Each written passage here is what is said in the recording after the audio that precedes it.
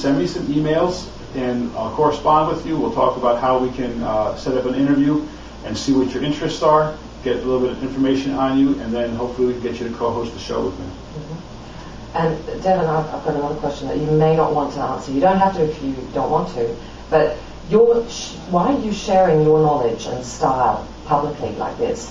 And in doing that, aren't you afraid that people will not use you once they get better at taking their own photos? Yeah, that's a very good question. Think about this, Susie. Mm-hmm. Knowledge is good. Knowledge always benefits us. You're an art student yourself, right? I majored in art history, yeah. Yeah, we've had some nice conversations about art. So, do you agree that as you learn more about artists, let's take a specific artist, and you learn more about that specific person and their technique and how they work, don't you end up appreciating their art more? Yeah, I do. You're right. I actually, think that, in fact, you can be very good at doing something, but there's always, if you're doing it as an amateur, there's, always there comes a point where you've got to say, okay, I want a really, artistic photo taken of myself and my family, and only a professional like yourself can do it. Yeah, so I don't think that I'm going to be turning people away from working with me by sharing this information. I think instead, people who already have an interest in photography are going to be happy to get better. They're taking pictures anyway at home. The phone doesn't ring at my studio every time somebody wants a snapshot of little Johnny at the beach, But if they can take that snapshot and bring it up to another level, they're going to be very happy about that. The people will be. And I also feel that as people get to know me better and know how I think and how I work, they'll probably call me more, because when the time comes that they want that really extra special portrait, they're going to appreciate what I do. Yeah, and your photography really is very artistic and very classy. There's something unique about it. Thank you. What about you? Yeah, so Devin, I think you're right, but what about your competition? Aren't you giving away your secrets? Nah, I don't think so, Susie. In my opinion, there are no secrets in art, and the type of work that I do, I consider my portraits art. I'm not doing documentary photographs like you get at some of the picture places where you're just snapping a picture. I'm creating a piece of art with this photography. So nobody thinks the same way I do. Mm-hmm. Nobody sees life the same way I do. No one has the same perspective that I do. So how could somebody copy what I do?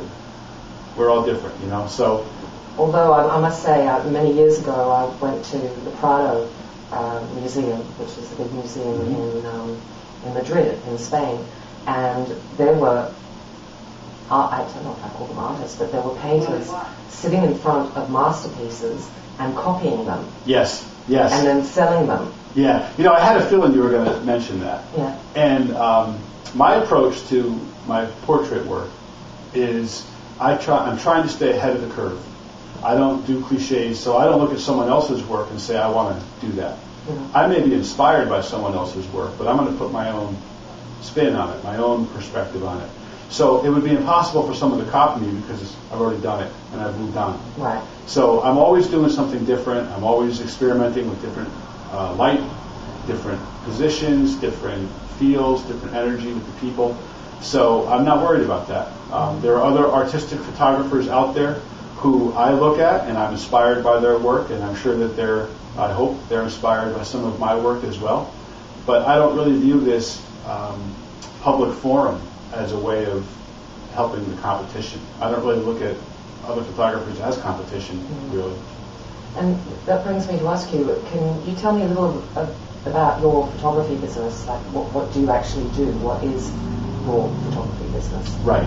There's a million different types of photographers. There's a million photographers. I'm a portrait photographer. I specialize in fine art portraits.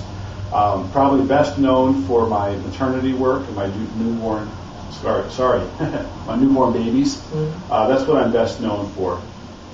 And that's an unusual type of photography. How did you come to do that? Yeah, that's interesting. I really enjoy creating a beautiful portrait. That really brings me pleasure. When I was starting to work professionally with photography, trying to decide what direction I would go. And I came to realize that I enjoy interacting with people, and I've developed an ability to get their personality to come out in my photographs. So when I shoot, I like to add a little bit of glamour, a little bit of style, a little bit of fashion to what I'm doing. And the obvious connection would be to go and do wedding photography. Yeah, I was right? thinking that. Everyone's dressed up and they're feeling very glamorous that day anyway. There's one fundamental problem with that, and that is that I hate doing weddings. Why? You know what? When I made the career change to become a professional photographer, I made a promise to myself that I'm only going to do things that I enjoy. The weddings are a lot of pressure. Everyone is rushed for time. Not everybody has the same appreciation for my style that I do, right? Many people who are looking for a wedding photographer are just looking for how many prints can I get for the money that I'm paying. Yeah. I'm interested in working for people who want to say, how do I get the ultimate portrait? Those are my clients. So it's not a good fit for me with weddings. I don't like the pressure of it. I'll do one or two a year for the right people, and usually it's in an unusual location or whatever. But I had to come up with a different venue for my portrait skills. So I got to realize that there are not very many photographers who do maternity work, and of them, even fewer do a good job at it. So that's what I decided to focus on. And I think you do it in a very, very stylish, classy way. I love your maternity photos. But do you limit yourself to the maternity field, or do you do anything else? No, I don't limit myself to that. It might be my signature. That's definitely what I'm best known for. However, I do all types of portrait work, whether it's family portraits. I like to call personality portraits, where we take an interesting person and do a portrait based around their interest or their look or their style or whatever. Awesome. Those are awesome photos. Pets, anything that has to do with portraiture, I'll do. Before I ask my last question, I've got another question for you. How did you come to become a photographer? How old were you when you started? What was your first camera? Oh, man. Wow. I have to say that some of my earliest memories as a child, my parents had this old film movie camera, and it had 3 lenses that you would turn. So it had a wide angle, it had a regular perspective, and a telephoto lens. And literally, as far back as I can remember, I was fascinated with this little movie camera. So my first interest actually was